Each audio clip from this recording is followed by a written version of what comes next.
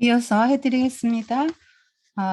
예수께서 길을 가실 때 눈먼 두 사람이 예수님을 따라오면서 이제 다윗의 자손이여 우리에게 자비를 베푸소서 하고 소리를 질렀을 때 예수님이 내가 너희를 보게 할 수 있다고 믿느냐 그랬더니 믿습니다 주님 그랬더니 너희 믿음대로 되라 해서 눈이 열렸어요.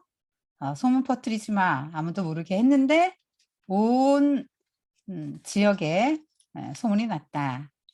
그 다음에 또 귀신 들려 말 못하는 사람을 데려왔는데 예수님이 귀신을 쫓아주셨다. 사람들이 너무 이걸 보고 놀라고 야 이스라엘 가운데 이런 일을 본 적이 없다 하셨고 예수님이 모든 도시와 마을을 두루 다니며 회당에서 가르치시고 하늘나라 복음 전파하시고 또 모든 질병과 아픔을 고쳐주셨다. 그리고 무리를 보고 불쌍히 여기시고 목자 없는 양처럼 이들이 참 불쌍하다. 추수할 것은 많은데 일꾼이 적구나.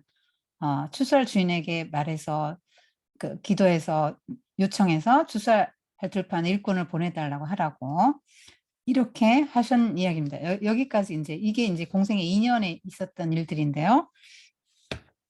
여기서 그 소경을 치유하는 장면은 예수님이 이 땅에 메시아가 이 땅에 오셨을 때 소경이 눈을 뜨는 일들이 일어난다. 이사야서 이제 지금 얘기를 했기 때문에 메시아의 표징입니다. 소경이 눈 뜬 거는.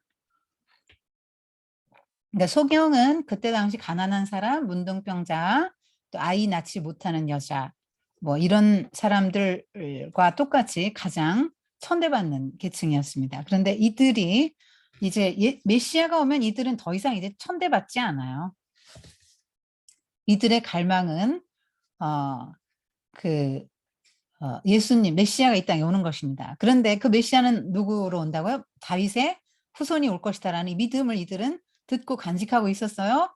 그래서 다윗의 자손 하는 건 이제 메시아 암호예요. 그래서 이들은 그런 말로 이제 예수님이 저분이 다윗의 자손이다 하는 믿음을 가지고 자비를 베푸소서 이렇게 외칩니다. 사실은 다 주의 긍휼이죠. 우리가 또 주님의 긍휼을 입고 살아갑니다. 근데 예수님이 이제 요청하시죠. 너희들 믿냐? 그래서 믿습니다 했더니 믿음대로 되라 했더니 됐어요. 참 믿음을 지금 기적을 일으키기를 원한다면 너희가 믿음이 있어야 해라고 지금 주님이 말씀하시는 거예요. 믿음이 없이는 기적이 일어나지 않는다는 거죠. 주님이라면 그렇게 하실 수 있습니다. 보통 물리적인 세계에서는 이런 일이 일어날 수 없지만 주님이라면 하실 수 있을 것을 믿습니다 할 때 일어난다는 거죠. 그래서 히브리서 11장에도 그러지 않습니까? 믿음 바라는 것들의 실상이라고 보지 못하는 것들의 증거. 그래서 그것을 믿을 때 그 믿음이 현실로 나타난다는 거죠.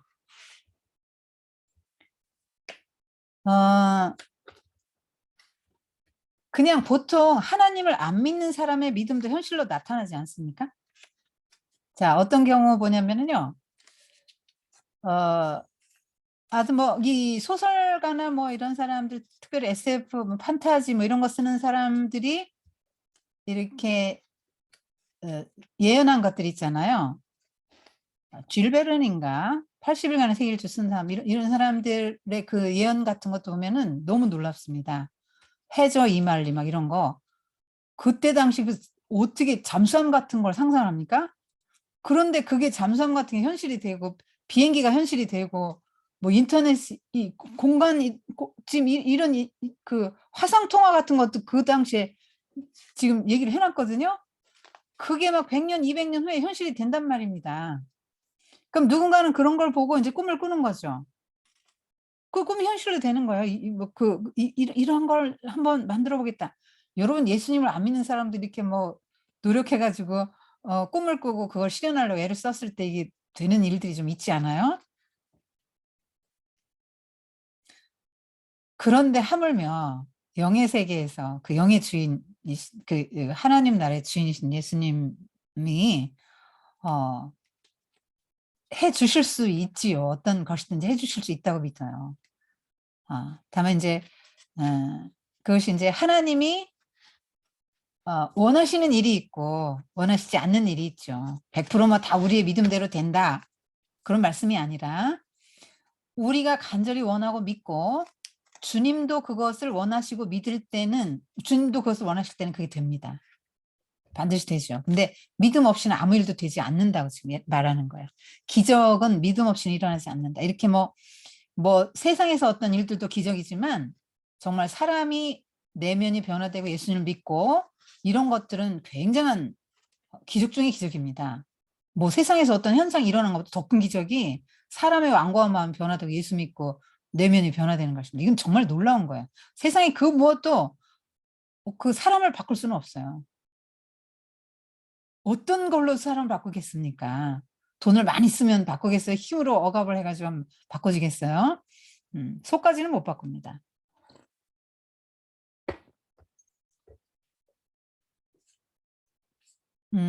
그런데 지금 이것은 뭘 말하냐면 지금 이 사람 눈 못 뜨고 있잖아요. 소경이에요. 근데 어떻게 예수님을 다윗의 자손이 이렇게 부릅니까? 영의 눈이 떠진 거죠. 눈은 감고 있는데 영의 눈은 떠졌기 때문에 예수님이 누군지를 알아봤죠. 지금 앞에 보면 다 예수님이 어떤 분인지 정확히 알아보는 사람이 그 은혜를 입지 않아요. 그 지금 눈먼 사람이 예수님이 메시아인 걸 알아봤는데 지금 실제로 눈 떴지만 예수님 못 보는 많은 사람들이 있는 거죠. 그래서 믿음은 뭐냐? 예수님이 믿음을 통한 기적은 누가 경험하냐? 예수님이 누군지 아는 사람. 정확히 예수님이 누군지 아는 사람. 그럼 예수님이 누군지 어떻게 압니까? 예수님은 끊임없이 자기가 누군지를 드러내기를 원하시는데 1번 자연계시. 계시를 통해서만 우리가 알 수 있어요. 예수님이 열어 보여주시는 것만큼 알 수 있거든요. 자연계시, 자연을 통해서. 이 모든 대자연이 우주의 법칙들이나 이런 걸 여러분이 알면 알수록 하나님이 계시다는 거를 알게 됩니다. 나사에 근무하는 과학자들이요. 이걸 연구하면 할수록 그 신을 인정하지 않을 수가 없다. 네, 그렇게 말한다고 합니다. 이건 도대체 우연히 생겨날 수도 없고 우연히 이렇게 정교하게 돌아갈 수가 없다는 거예요. 우주 만물이.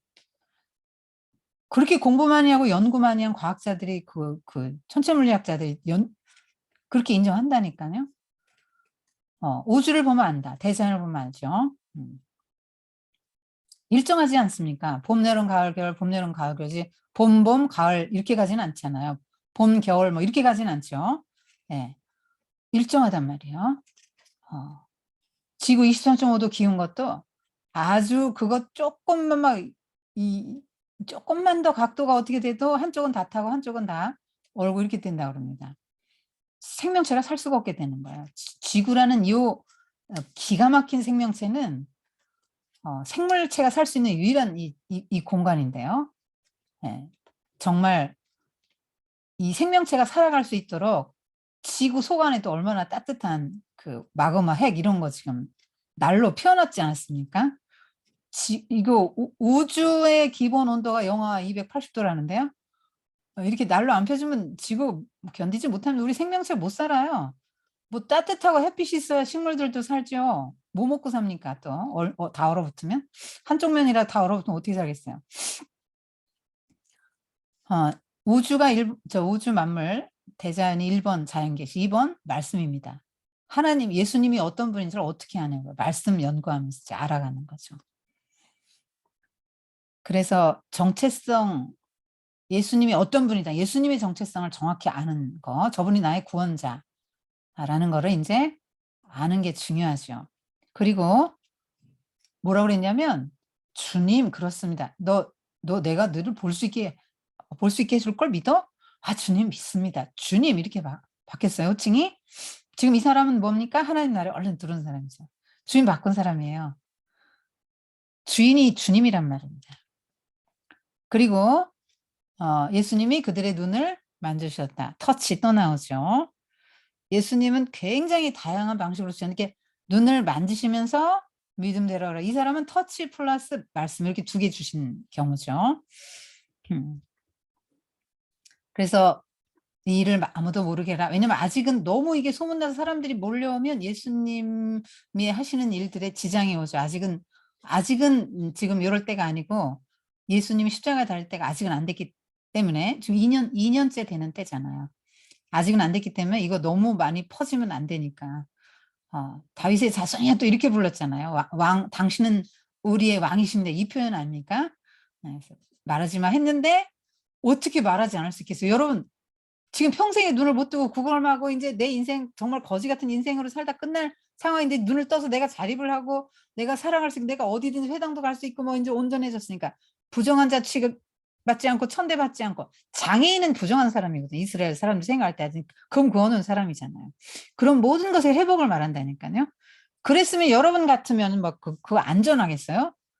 전하지 않을 수 없겠죠. 막 벅찬 감격 안고 막 달려나가서 전도하겠죠. 전도할 겁니다. 그래서 전도도 제가 볼 때 그 은혜를 내가 얼마나 입었나 하는 것에 대한 그 증거가 될 수 있는 것 같아요. 그 사마리아 여인이 물동이 버려두고 가서 전도했잖아요. 그때 우아하게 전도 안 했다 그랬죠, 제가. 우아하게 네, 예수님이 이렇게 안 했을 거라고 하잖아요, 제가. 사마리아 여인이 지금 자기 인생이 바뀌고 막 자기 인생 목마른 문제, 자기 모든 문제가 해결됐는데 지금 그런 상황에서 지금 얼마나 지금 정신이 없겠어요. 가서 그렇게 전했겠죠, 사람들한테. 정신없게 막 얼굴은 붉게 상기되고 그렇게 막 열과 성을 다해가지고 막 당신 지금 안 오면 막 큰일 날 것 같은 이 마음으로 전하지 않았겠어요? 그리고 전에 또 제가 이런 사람 한번 본 적이 있어요. 골수암 환자였는데 이 사람 마침 맨날 아침 9시만 되면 양산 탁 쓰고 나가더라고요. 그래서 당신 뭐 하는 사람이냐? 왜 맨날 아침 9시면 양산을 쓰고 이렇게 나가냐? 그렇게 물어봤더니 자기는 골수암 환자였대요. 그래서 골수암이 뭐 뼈에서 고름이 나온답니다. 그래가지고 이 사람은 뼈에 이제 구멍을 뚫어서 고름을 빼내니까 자기 이렇게 스커트를 걷어서 이거 다리 한쪽을 보여주는데 허벅지 하나를 보여주는데요. 정말 이렇게 총을 맞은 것처럼 이렇게 콕콕 팽겼어요. 이 엉덩이가 저 허벅지가. 그래서 왜냐하니까 이 고름을 빼내서 이렇게 폭폭 팽겼다는 거예요. 총을 맞은 것 같이 이렇게 폭폭 들어갔더라고, 살이. 근데 이게 이제 골수암이 나은 거라고 그러시더라고요. 그래서 이 사람이 기적적인 경험을 하고 이제 나왔어요. 그 40일간 기도를 했다 그럽니다. 이제 뭐 병원에서도 이제 뭐 돌이 없다 이렇게 하니까 이제 마지막으로 이제 하나님께 40일 동안 이제 맨날 다락에 올라가서 시간을 정해놓고 이제 기도를 했는데 40일 되던 날 이제 이 사람이 꿈을 꿨는데 초록색 가운을 입은 의사들이 이렇게 초록 가운 입고 마스크 쓰고 하면서 이렇게 막 굉장히 환한 조명 아래서 막 자기를 수술해주는 꿈을 꿨대요. 수술해주는 그걸 이제 마지막 날에 꿈인지 환상인지 하여튼 뭐 지금 기억을 못 하겠어요. 그걸 봤는데 뭐 그러고도 안 나섰대요. 그걸 봤는데 자기를 수술해주는 꿈을 봤는데 그걸 봤는데도 안 나왔대요. 그래서 그냥 그날도 아직은 안 나와서 그냥 밍크 담요 그때 막 한 30년 넘었으니까 밍크 담요 이렇게 쓰고 이렇게 애들 프로그램 TV를 이렇게 보고 있었대요. 너무 이제 괴로우니까 아프고 괴롭고 아무 낙이 없잖아요. 냄새는 또 굉장히 난다 그럽니다. 그러니까 이 밍크 담요 뒤집어 쓰고 이렇게 보고 있는데 갑자기 뭔가 몸에서 액체가 빠져나오는 느낌이 들더라고요. 그래서 보니까 자기 거기에서 이제 고름이 빠져나오기 시작해서 자기가 정말로 그릇으로 받았대요. 받았는데 거짓말 하나도 안 못하고 반양동이가 나왔답니다. 몸에서. 그러고 나왔어요, 이 사람이. 완전히 나왔는데 자기가 가만히 있을 수 없어가지고 자기는 맨날 욕을 먹든지 안 먹든지 막 양산 탁 쓰고 전철역 가가지고 전도 안 되는 거예요. 그러니까 죽었다가 살아났다. 죽을 뻔했다. 지금 나는 사회적으로 완전히 이 사람 아니 지금 그런 상황이면 가족들이 좋아하겠어요? 가족들도 싫어한다고 그렇게 오랜 병이면 이 사람 완전히 사회적 죽음입니다. 누가 그 아픈 사람에게 가서 친절하게 해주겠습니까? 누가 어떤 친절을 베풀겠어요? 오래됐는데 이게 하루 이틀도 아니고 오래됐는데 친구는 서서히 떨어져요. 가족들도 서서히 멀어지고 그렇게 이제 고통 속에서 외롭게 지내고 있는데 주님이 그 여자를 만나주시고 구원해 주신 거죠. 하여튼 하나님은 오늘날에도 살아계신데 그분은 아직 생존해 계신지 전 이사 온 지가 오래돼 가지고 모르겠는데 하여튼 자기는 나가서 전하지 않을 수 없다 그러더라고요. 이 나를 죽음에서 구해 주신 예수님의 은혜를 나는 전하지 않을 수 없다. 그래서 이 예수님에 대한 소문을 퍼뜨리지 않을 수 없었던 이 사람 분명히 예수님 말을 안 들었죠? 그래도 성경이 이 사람을 정죄하지 않잖아요. 정죄하지 않아요, 눈빛이 지금. 성경 기자의 눈빛이 정죄하는 눈빛은 아닙니다. 그다음에 인제 귀신 들려 말 못하는 사람. 그때 당시 사람 유대인의 인식에 귀신이 말을 못하게 하고 귀머거리가 되게 하고 뭐 이런다고 인식을 했기 때문에 지금 요렇게 말하는 거예요. 이렇게 귀신을 쫓아내셨다. 그래서 사람들이 인제 놀라는 반응을 보이죠. '아 정말 어떻게 이런 일이 있을 수가 있어.' 그리고 기이하게서 어 놀라요. 근데 이런 게 지금 무리들은요. 지금 이렇게 기이 여기죠. '오 대단한데. 정말 이런 얘기나 들어본 적이 없는데?' 아니 그럼 그다음 믿어야 될 거 아니에요. 이거 아무나 못하는 거잖아요. 그럼 예수님 메시아를 믿어야 될 거 아니에요? 근데 안 믿어? 안 믿어요. 무리들의 반응입니다. 그러니까 보면 믿을 것 같죠. "보여줘. 하나님 어디 있나 내 눈에 보여줘." 보여줘도 못 믿는다니까요. 여러분 진짜 예수님 믿는 거 큰 은혜입니다. 저나 여러분. 안 보고 믿잖아요 지금. 안 보는데도 믿어지잖아요. 너무 놀라워요. 안 보는데도 믿어지고 안 보이는데도 그분의 영향을 받아서 그분이 하라는 대로 하고 살고 있으니까. 너무나 놀라운 거예요 지금. 그러니까 지금 반응들이 이렇게 유보하는 거죠. 확실한 태도를 이렇게 표명하기를 유보하는 거죠. 요 무리들은. 대단한데? 그냥 여기서 끝. 믿지 않아요. 믿음이 있어야지 구원에 이르는데 구원에 이르지 못하고 이렇게 구경만 하는 거예요. 구경하고 '그렇구나. 이런 일도 있네. 대단한데.' 그다음에 또 지난번에 얘기했죠. 바알세불. 저 바알세불의 힘을 빌려 가지고 귀신의 왕 바알세불의 힘을 빌려 가지고 귀신 내쫓는 거야. 이렇게 두 가지 반응을 보였습니다. 이렇게 한 다음에 예수님이 지금 계속 회당에서 지금 뭐 하십니까? 가르치고 하늘나라 복음 전파하시고 마태는 하늘나라라는 표현을 썼어요. 그다음에 누가나 이런 사람들은 하나님 나라, 마가나 이렇게 마태만 하늘나라 이렇게 썼습니다.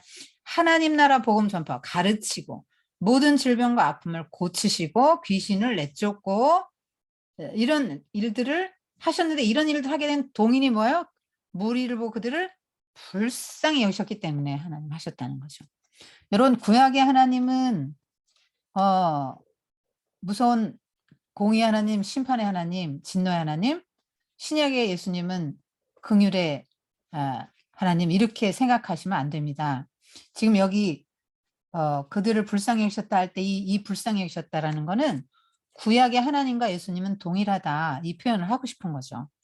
구약에 보면은 여러분 호세아 같은 거 보세요. 그 얼마나 이들이 우상 숭배하고 사생활을 많이 낳습니까? 그럼에도 불구하고 내가 내 속에서 마음이 돌아서 내 속에서 내 마음이 긍휼이 이렇게 불붙는 것 같다. 내 마음이 어 너희들을 향한 사랑이 불붙는 것 같다. 내가 어떻게 너희를 아드마같이 놓고 스보임같이 놓겠느냐.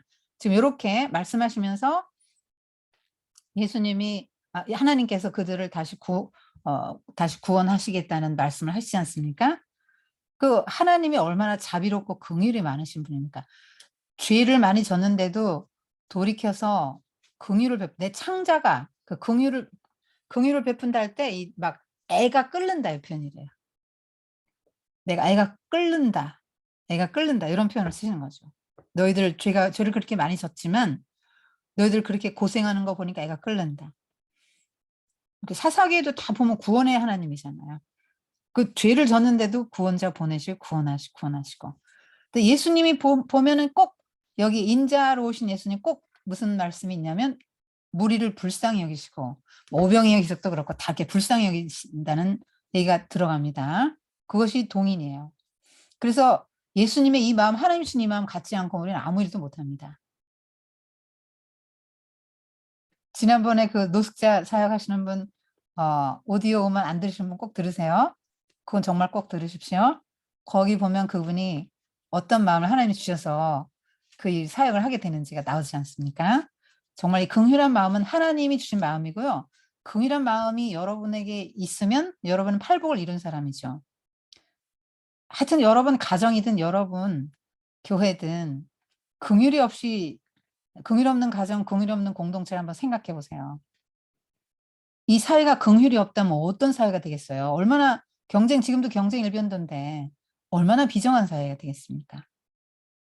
지금 긍휼이 예수님의 그 사역들, 상한 갈대 사역이라고 보통 말하죠.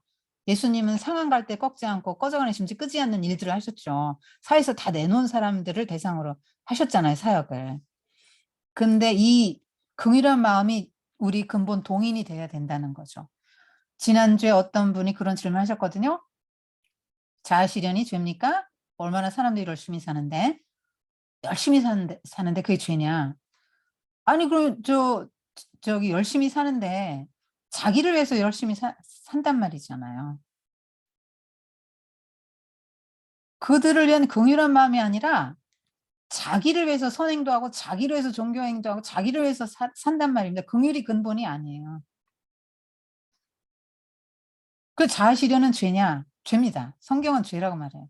성경은 자기를 부인하라고 하지 자아를 실현하라고 하지 않습니다. 그러니까 열심히 사는데 내가 가야 될 목적지가 아니고 엉뚱한 데 가 있을 수 있어요. 열심히 가면 뭐 할 거예요? 내가 서울을 가야 되는데 지금 부산 쪽으로 열심히 가면 뭐 할 거냐고. 근데 그렇게 산 모든 것들이 종교 행위를 할지라도 심지어 종교 행위를 할지라도 예수님이 끝날에 난 너 모른다 이렇게 말씀하시잖아요. 너를 위해서 한 거지 그게 나하고 무슨 상관이 있는데 난 너 몰라. 그건 뭐예요? 단절이잖아요. 영원한 단절을 말하는 거예요. 그래서 자아 실현의 끝이자면요. 예수님하고 단절이고요.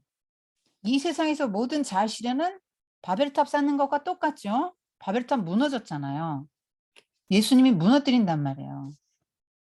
그러니까 이 세상에서 아침에 일찍 일어나고 수고의 떡을 먹고 밤에 늦게 자는데 그게 다 너와 너의 가족을 위한 거였어?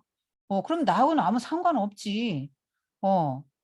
그게 자아 실현이고 그거는 허망한 결과를 맺게 될 거야. 근데 그 열심, 아침 일찍 일어나고 수고의 떡을 먹고 저녁에 이게 늦게까지 자는데 여호와께서 성을 지키지 않을 경우에 그것이 헛되다. 근데 여호와께서 그 성을 지키시고 그가 하나님의 나라에서 열심히 살아요. 아침 일찍 일어나고 수고의 떡을 먹고 밤에 늦게 누워요. 그게 왜 열매가 없겠어요? 왜 헛되겠어요? 그거는 헛되지 않죠.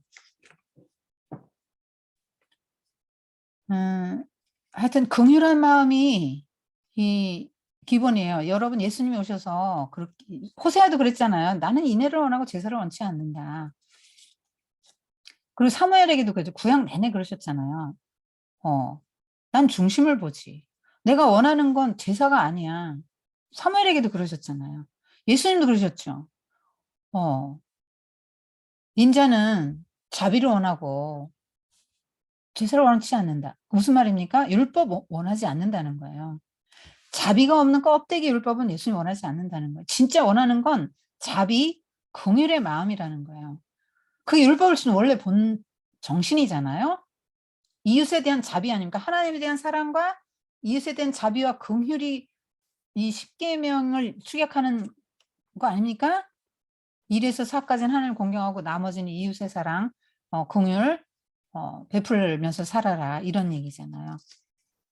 그런데 긍휼 없이 뭐 예배만 자꾸 드리면 그게 무슨 소용이 있냐 주님이 말씀하시는 것이죠. 그래서 예수님의 심정, 우리를 향하신 예수님의 심정 좀 알고 또 그 긍휼의 마음으로 사람을 바라보는 거. 가족 특별히 가족도 한번 여러분 그 사람이 어렸을 때부터 받아왔던 그 교육 환경에서 받아왔던 그 또 교육적 환경 내지는 물리적 환경에서 받아왔던 여러 아픔들과 상처들을 한번 잘 생각해 보면 그래서 오늘 이럴 수밖에 없고 그러면 보듬어 주지 않을 수 없잖아요. 불쌍한 사람 아닙니까? 그렇게 보면은.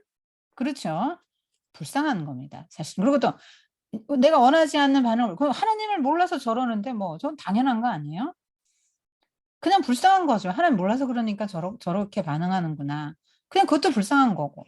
그냥 하나에서 10까지 그냥 다 불쌍한 것밖에 없는 거죠. 주님 마음 갖게 되면. 팔복을 이룬 사람입니다. 사복. 긍휼히 여기는 마음.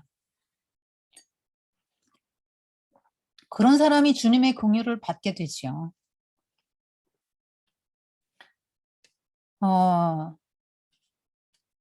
그 예수님이 제자들 지금 파송하십니다.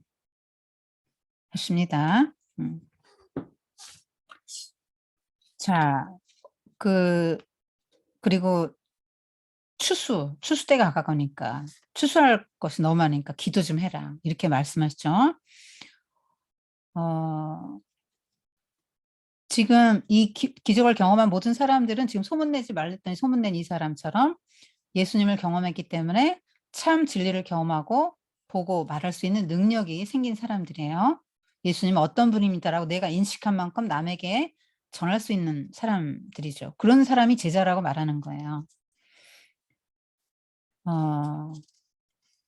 지금 여기서 귀신 들려 말 못하는 사람들 데려왔는데 낫게 해준 경우는 뭐냐면 본인의 믿음이 아니죠. 데려온 사람들의 믿음 보고 또 낫게 해주시는 경우도 있죠.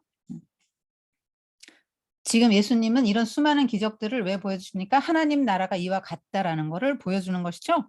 죄도 없고 질병도 없고 죽음도 눈물도 마귀도 없는 그런 하나님의 나라를 내가 가지고 왔다. 그러면서 치유해 주시는 겁니다. 그러니까 하나님의 기적은 정말로 이런 인간의 죽음의 문제도 이렇게 낫게 해서 다시 살려주고 질병도 고쳐주시고 이런 폭풍이나 고난, 이런 고난에서도 건져주시고 구원하시고 두려움에서도 건져주시기도 하지만 결국은 마귀의 세력을 무너뜨리고 하나님 나라를 실현하는 거야, 이 땅에. 그래서 그런 많은 그 기적을 베풀 때마다 하나님의 영광이 크게 드러났다고 이렇게 말씀하는 거죠. 그러니까 하나님의 영광이 왜 크게 드러납니까? 그런 현장에서. 와, 하나님이 이런 분이구나. 하나님이 우리에게 이런 걸 주셨네. 이런 하나님 나라를 주시려고 하네. 하나님 저런 분이시구나. 하나님은 우리가 영원히 죽음에 처하지 않게 해주시는 분이고 영원히 이런 질병의 고통에 있게 하지 않으시는 분이고 하나님이 어떤 분인지를 알게 된단 말이에요. 영광이 뭐예요? 영광이. 하나님의 찬란한 광채를 영광이라고 하잖아요. 하나님의 영광을 표현할 길이 없어요.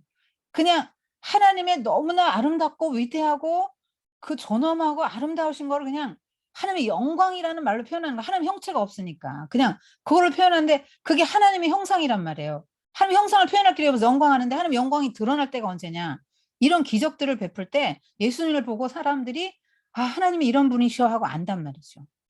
그래서 여러분이 만약에 어떤 삶의 현장에서 긍휼의 마음을 가지고 어떤 일들에서 정말 주변에 어떤 변화들이 나타날 때 그리고 정말 이 사람은 하나님이 주시는 힘이 아니면 저렇게 살 수 없는데 할 때 하나님의 모습을 여러분을 통해서 보여주니까 하나님의 영광이 드러나는 것입니다. 그러니까 하나님의 영광은 고난받는 사람들을 통해서 나타나고 완전한 절망에 빠진 사람들을 통해서 나타나는 거죠. 그렇지 않은 사람들 하나님의 영광을 나타낼 길이 없어요. 그래서 이렇게 하나님의 영광을 경험한 사람들은 전파하지 않을 수 없다. 전파할 사명을 미션을 받기도 하고 특별히 미션을 주지 않고 소문내지 마 하더라도 안 할 수 없다라는 걸 이제 여기서 알 수 있는 거죠. 자, 그렇다고 본다면 지금 예수님이 고쳐준 이 수많은 사람들이 다 우리가 금거놨던 사람들이잖아요. 그러면 이제부터 어떻게 해야 됩니까? 하나님 나라 백성은 금긋지 않는다. 왜요? 하나님의 나라가 이런 자들의 것인데 이런 사람들 금금 여러분 무리예요. 못 들어가요. 무리 중에 서 있습니까? 아까 예수님의 어머니와 형제들처럼 바깥에 서 계십니까? 그럼 못 들어가죠. 문둥이, 소경, 병아리, 중풍병자, 혈루증 걸린 혈루병 여자, 귀신 들린 자, 여자들, 이방인, 어린아이, 장애인들, 다. 이런 사람들은 나와 달라. 무식한 사람도 나와 달라. 저 영적이지 못한 사람, 저 사람도 나와 달라. 이렇게 생각하면 여러분은 못 들어가. 왜냐면 이 사람들이 있거든요. 하나님의 나라가 이 사람들의 것이기 때문에 여러분 만약에 그럼 딱 그거는 여러분 못 들어간다고 딱 맞아요. 좀 너무 심한 말씀을 드려서 죄송한데 이 성경이 말하고 있는 거예요. 즉 하나님 나라 바깥에 있을 확률이 많단 말이에요. 그래서 최소한 그들이 성경은 그들이 너보다 더 낫다고 생각해 라고 했는데 그렇게는 못할 망정 저들은 나의 한 형제고 하나님의 형상으로 빚어졌고 지금 사탄으로 해서 저렇게 됐을 뿐이지 하나님 회복하시고 나와 함께 영원히 하나님 나라에서 영생을 누릴 나의 동료들이라고까지는 최소한 생각을 할 수 있어야 되는 것이겠죠. 그 다음 못하면 그냥 안 하겠습니다. 다 무리하게 하지 않겠습니다. 오병이요 까지만 해드릴까요? 하나만 할게요. 너무 늦으면 여러분 힘드시니까.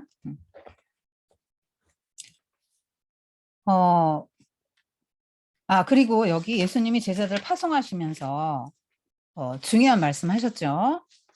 제가 적어놨는데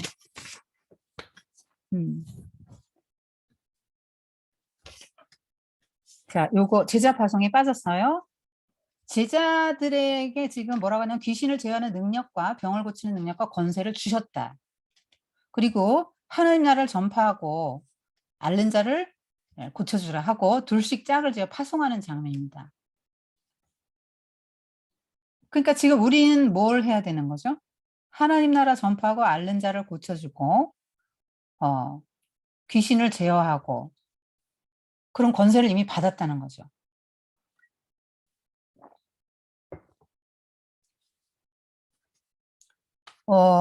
특별히 어떤 은사가 나타나는 분들이 있지요. 그러나 하나님이 우리에게 주신 것들이 이런 거라는 걸 알고 마음이 상한 사람도 배후에서 역사하는 악한 영 때문에 그럴 수 있거든요. 그러니까 뭐 무슨 여러 우울증이라든가 이렇게 여러 많은 병들이 있잖아요. 마음이 많이 상처를 가진 사람 역시 그는 사탄에게 매인 사람이라고 보면 딱 맞는다고요. 그래서 그 사람으로 하여금 그런 데서 노연할 수 있도록 끊임없이 말씀을 전해주고 하나님 나라 복음을 전하고 그가 주인을 바꿀 수 있도록 도와주는 거죠. 그가 하나님을 주인으로 삼고 예수님을 주인으로 삼고 바꿀 수 있도록 도와주는 일들이 그를 구원하는 일이고 제자가 할 일이라는 거예요. 하나님 나라 복음을 전파하는 일이 우리가 할 일입니다. 그래서 끊임없이 뭐 다 여러분이 저같이 되겠어요? 저는 평범한 아줌마가 지금 이렇게 됐는데요. 이제 3년 남았어요. 서원한 지가 7년이 이렇게 확 지나갔습니다.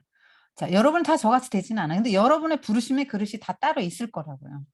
어느 현장에서든지 여러분이 할 수 있는 일을 하면 되는데 그 사람들로 하여금 자신의 실체를 깨닫고 자기가 지금 누구의 종노릇을 하고 살며 얼마나 헛된 삶의 자리에 있는지를 깨닫게 한 다음에 하나님의 나라를 증거하고 그가 하나님을 주인으로 삼고 새로운 삶을 살도록 도와주는 일들이 이제 여러분이나 제가 해야 될 일인 것이죠. 그런데 예수님이 뭐라고 하셨냐면 야, 길 떠날 때 아무것도 가져가지 마. 지팡이도 자루 이거 뭐 이렇게 넣는 거 있죠. 주머니, 뭐 빵, 돈, 여보로 다 가져가지 마. 아니, 여러분, 지금 당시 여행 필수품이에요. 주머니가 뭐 좀 있어야 뭘 좀 소지품 담을 거 아니에요. 그 다음에 두 벌옷, 최소한 한 벌 뭐 속옷 한 벌은 뭐 빨대는 입어야 될 거 아닙니까? 최하 두 벌 아닙니까? 그리고 신발, 맨발 벗고 다닐 거야? 그 다음에 지팡이, 힘들면 의지하고 짚기도 하고 때로는 나를 공격하는 걸 뭐 밤에 잘 때 짐승들이 다를 수도 있잖아요. 지금 예수님의 제자들이 항상 좋은 집에서 잤을 거라고 상상하시는 건 아니죠, 여러분? 지금 견유학받을 정도에 돌아다니는 거예요, 떠돌이처럼. 이렇게 다니시는 거예요. 때로는 길에서 주무셨을 거라고, 예수님도. 제자들도. 때로는 어느 집에서 주무시기도 했겠지만요. 그런데 이런 걸 왜 가져가지 말라는 거예요? 그러면 기독교가 그럼 제자들은 완전 무소유의 금욕주의냐? 이런 최소한 필요한 것도 그럼 가져가지 말라는 말이냐? 그게 아니죠. 너희들의 기본 생존 모든 것은 하나님에게 맡겨라.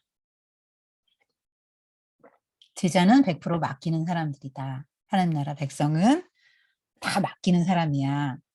그런 걸 걱정해서 막 그래서 가져가면 그 다음날 안 떨어집니까? 예를 들면 식량 같은 거? 그럼 그 다음날은 어떡할 거야? 그러니까 가져가지 말라는 말이 진짜 가져가지 말라는 말이라기보다는 모든 걸 다 맡겨. 너의 생존의 문제는. 제자들 나가서 복음 전하고 그렇게 살 때 하나님이 너희들 먹여준다. 이 말이죠.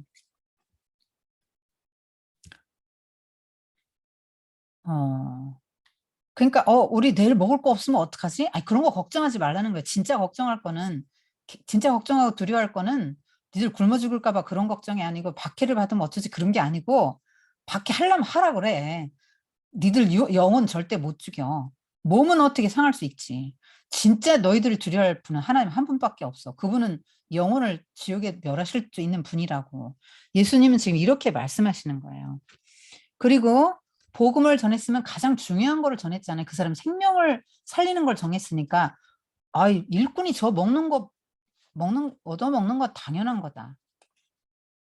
하나님 나라 일꾼이 음식 대접받는 건 당연한 거야. 하나님이 너희들 어디 가든지 먹게 해주실 것이다. 이 말이에요.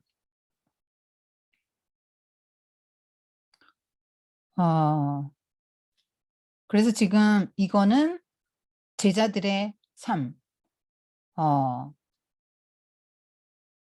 지금 어떻게 살아야 됩니까? 지팡이까지도 가져가지 말라. 이거 뭐죠?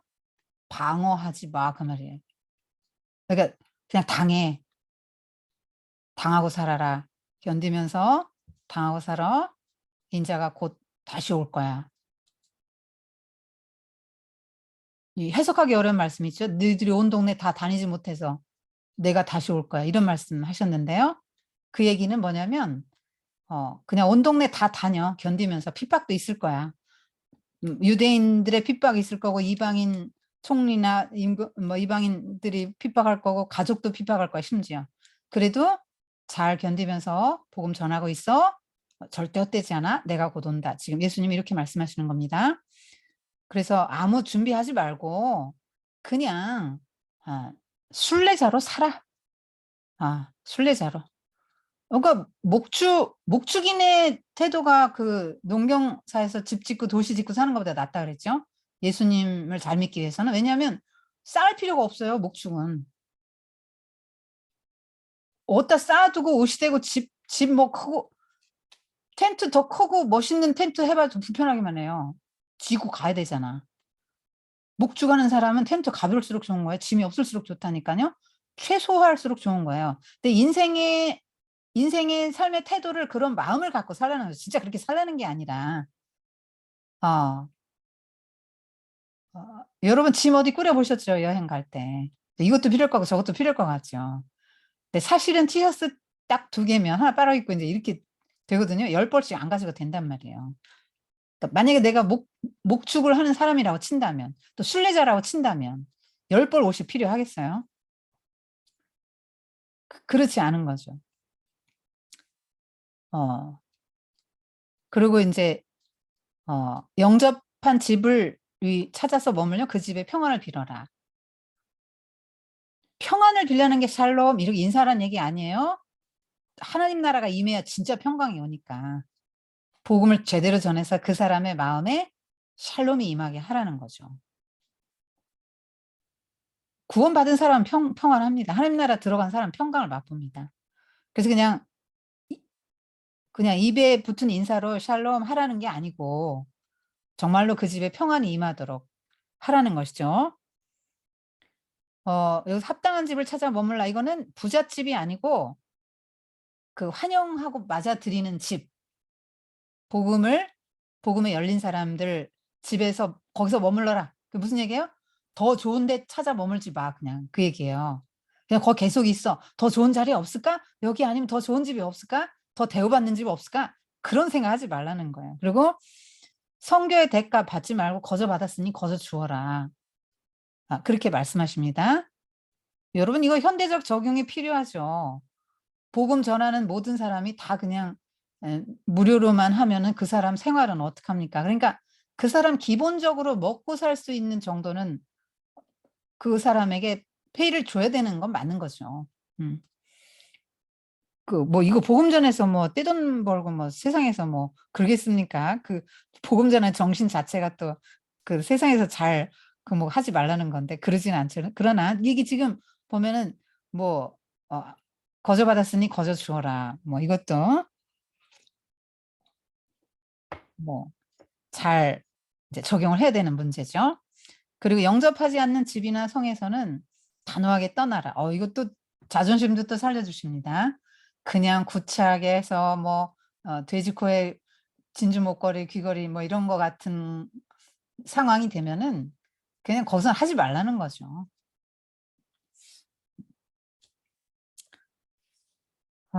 그냥 그 하나님께 맡겨라. 박해가 있을 텐데 끝까지 견디면 구원받을 거야. 그러면서 이런 말씀도 하셨죠.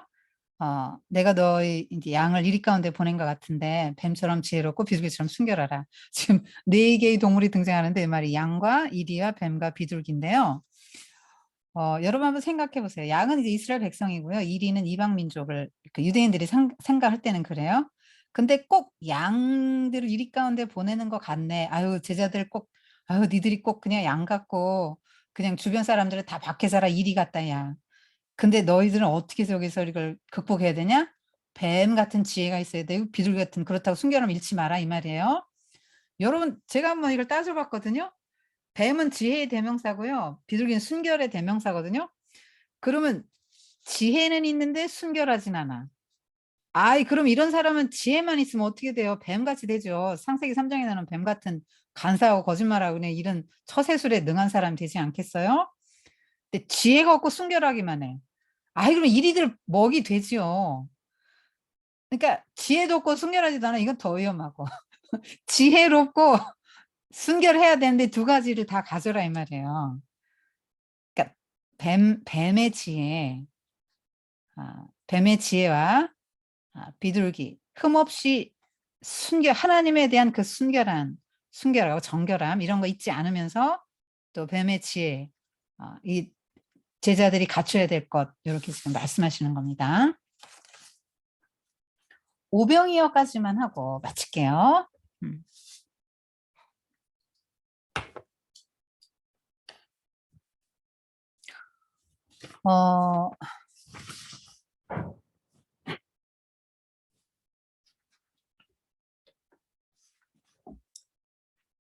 오병이어는 자 지금 네 복음서에 다 나와요. 굉장히 중요하다는 얘기겠죠.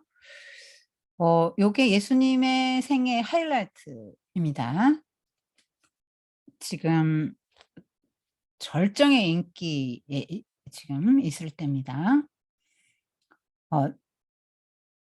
자, 예수님 공생의 3년에 세 번째 유월절을 맞았을 때 예수님은 이제 그 종교 지도자들의 반감이 너무 세져서 벳세다에 머무셨습니다.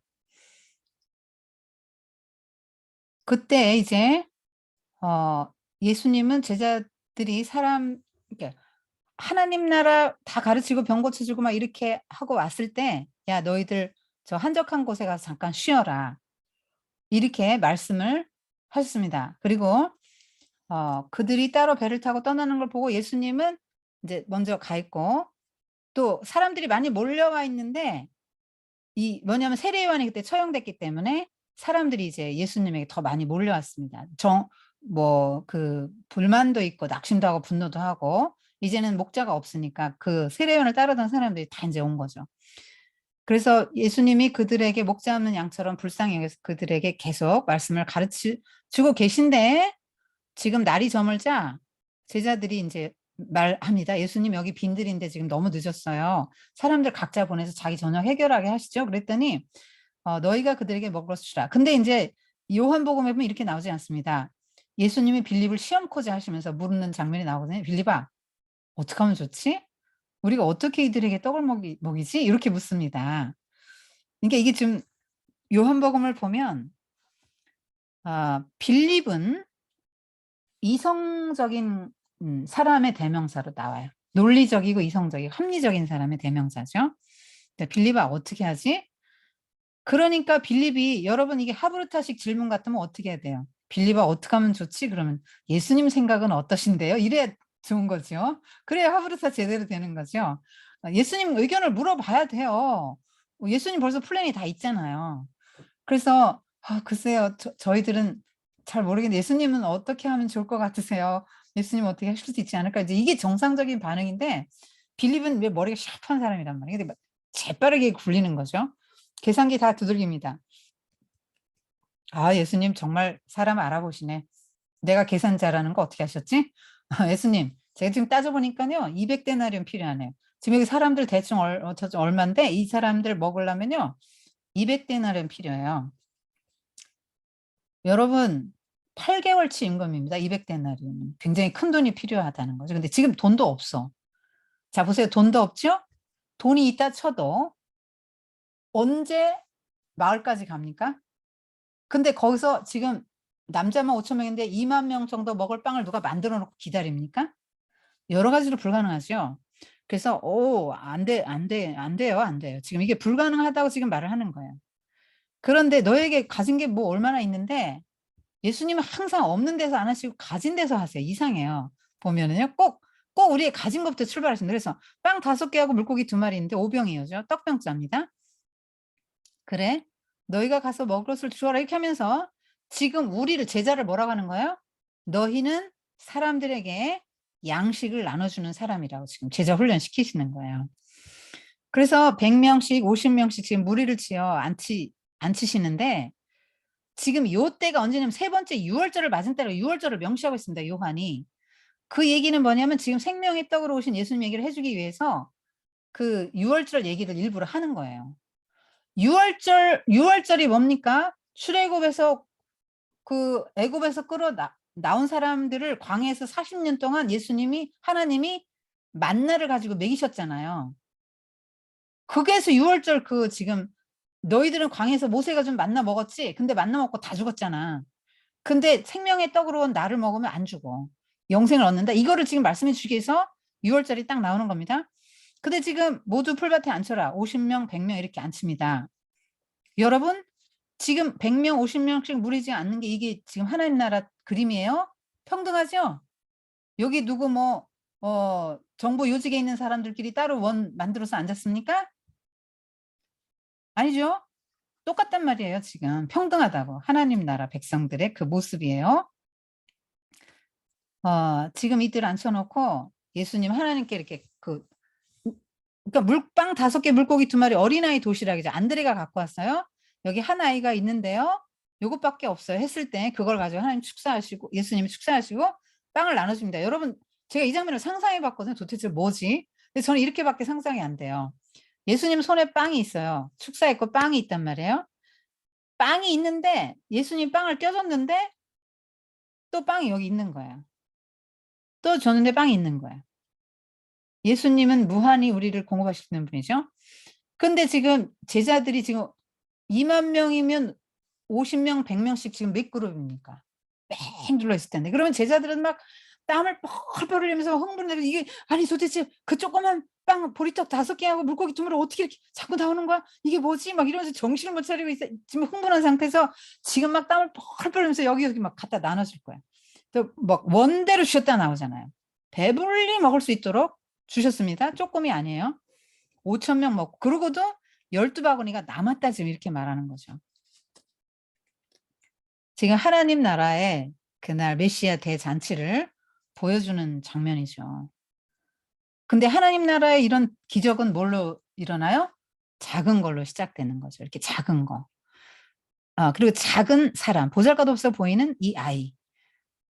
정말 보잘것없는 이 도시락이 이런 큰 일을 한다는 거예요. 하나님 나라에서는 작은 것이 이렇게 크게 쓰임받는다는 거예요. 그래서 빌립은 분석적인 머리, 이성적인 머리, 합리적인 머리 두뇌 요거 이게 계산 잘하는 걸 상징하고 안드레와 소녀는 믿음을 상징해 좀 대척점에 있어요. 지금 이거 보고 빌립이 제일 후회했을 것 같아요. 자기 주머니 그때 뭐 한두 데나리온은 있지 않았겠어요? 내가 그걸 왜 안 내놨을까? 니들 가진 게 뭐야? 했을 때 나 가진 거 없는데? 없어요. 나 없어요. 이렇게 생각했겠지. 얼마나 후회됐겠어요. 여기서 볼 수 있는 게 뭐냐면 여러분의 자녀가 혹은 여러분이 보리떡 5개와 물고기 2마리 같은 사람이라 할지라도 절대 안 돼요, 안 될 소리를 하면 안 된다는 거예요. 왜냐하면 여러분이 하는 게 아니기 때문에. 하나님이 하시기 때문에 안 됩니다. 불가능합니다. 불가능한 이유를 달려면 100개도 더 되죠. 그런데 예수님이 어떤 분인지를 충분히 인식한다면 예수님이라면 이렇게 하실 수 있겠습니다. 이렇게 되는 거죠. 그리고 어떤 일이 있으면 이렇게 지금 사람들이 많이 먹으니까 야, 이분이라면 이제 완전히 우리의 경제 문제를 해결해 줄 수 있겠다. 그때 당시 로마의 압제에서 얼마나 먹을 것도 없고 그런데. 그래서 왕을 삼으려고 합니다. 그래서 예수님은 그 현장을 피하셨습니다. 그러고 나서 나중에 이들이 다시 또 찾아와요. 예수님이, 그러니까 밤새 예수님을 찾다가 그 다음날 이제 다시 또 찾는 건데, 왜냐하면 다시 먹고 배부르기 위해서 또 찾는 거죠. 예수님을 찾는 목적이. 그 예수님이 이때 이런 말씀을 해주십니다. 썩는 양식을 위해서 일하지 말고 썩지 않고 영생하도록 있는 양식을 위해서 일하라. 이 양식은 인자가 너에게 주는 양식인데, 아까도 말씀드렸지만 모세가 광야에서 준 거 너희들 먹고 조상들 먹고 다 죽었잖아. 근데 내가 광야에서 준 떡은 영원히 죽지 않게 해주는 거야. 그러면서 내 살을 먹고 내 피를 마시면 너희는 영생을 얻는다. 이 말씀을 했더니 사람들이 다 이 말을 오해하고 뭐 살을 씹어 먹으라고 피를 마시라고 그러고 너무 어렵다 이러면서 다 떨어져 나갔어요. 그 얘기는 뭐냐면 이 사람들이 기대했던 메시아상이 아니라 다 떨어져 나간 거거든요. 이들이 기대한 메시아는 뭐죠? 경제 문제 해결, 정치 문제 해결이잖아요. 정치적 메시아. 그래서 남은 제자들이 얼마 안 됐죠. 소수만 남았습니다. 여기서 생각할 거 정말로 여러분은 이때 이렇게 따르던 무리와 여러분과 저는 얼마나 다른가 하고 생각해 보는 거죠. 여러분 예수님에 대한 인식이 어떠냐는 거예요. 정체성. 예수님에 대한 정체성이 어떠냐는 거예요. 그래서 정말로 나는 배부르기 위해서 라면 뭡니까? 내 가정, 내 자식, 나 잘되기 위해서 예수님을 믿는다면 이 무리와 조금 더 다를 게 없죠. 그리고 요거 한 가지만 하고 마칠게요. 내 살을 먹고 내 피를 마시면 영생을 얻으리라. 나를 먹어. 내가 네 생명의 만나야. 네 밥이야. 나는 네 떡이야. 이렇게 말씀하시는 거죠. 여러분 이거를 어떻게 생각하냐면 여러분 음식을 먹잖아요. 음식을 씹어서 먹으면 그 음식이 내 속에서 내 살이 되고 피가 되죠. 그러니까 예수님을 먹으면 어떻게 되죠? 예수님이 내 살이 되고 피가 되죠? 그렇게 이해하시면 됩니다. 예수님 먹는 게 뭐예요? 뭘 어떻게 하는 게 예수님을 먹는 거예요? 예수님 내 살이야 뭐고 내 피야 마시는데 어떻게 하는 게 예수님을 먹는 거냐? 예수님을 영접하는 거죠. 그리고 예수님 말씀 듣고 먹고 내면하는 겁니다. 그럼 예수님과 나와 연합이 되는 거죠. 내 속에 예수가 살아계시는 거죠. 이제 나는 죽고 옛사람 자아는 죽고 예수 그리스도가 내 안에 사시는 겁니다. 그게 예수 먹는 거예요. 그래서 예수의 성품이 발현되죠.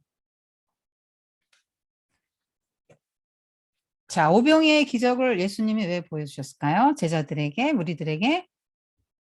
이거 누구만 할 수 있는 일입니까? 창조주만 할 수 있는 일이죠. 영생을 주는 분이라고 말씀하고 싶은 거예요. 참된 생명을 주는 분, 이 땅에서 생명이 아니라 참된 생명을 주는 분이라는 얘기를 하고 싶은 거죠. 자, 이제 시간이 가서 더 하면 안 될 것 같아요. 여기까지 하고 조금 못한 거는 다음 주에 이어서 해드리겠습니다. 그리고 이 제 강의 좀 혹시 미흡하게 느껴지시는 분은 어린이 신약 강의를 들으시면 그게 오히려 이렇게 잘랐기 때문에 조금 더 오히려 디테일합니다. 이건 지금 막 빨리빨리 나가고 있고 거기에 없는 거 지금 제자 뭐 이런 거 제가 조금 더 디테일하게 해드렸는데요. 어린이 강의를 꼭 들으십시오. 그게 여러분에게 훨씬 더 선명하게 다가갈 수 있을 겁니다. 기도하겠습니다.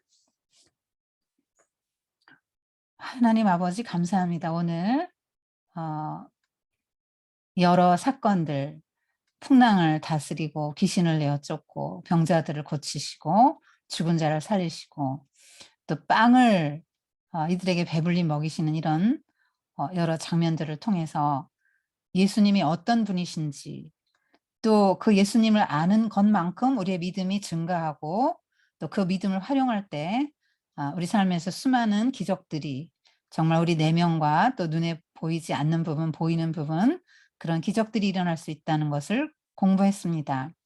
주님, 삶의 여러 풍랑들이 올 때 풍랑에 휘둘리지 않고 현실 바라보고 두려워하지 않도록 도와주시고 믿음을 사용할 수 있도록 도와주세요. 그리고 하나님께서 어떤 분이신지, 예수님이 이 땅에 왜 오셨는지, 무엇을 하러 오셨는지, 그런 거를 한 번 더 생각하고 나 이런 문제들을 해결해 주러 오신 그 예수님을 영접함으로 말미암아 현실에서부터 구원을 경험하는 귀한 3기 성인반 지체들 다 되게 축복해 주세요. 예수님의 이름으로 감사하며 기도드렸습니다. 아멘.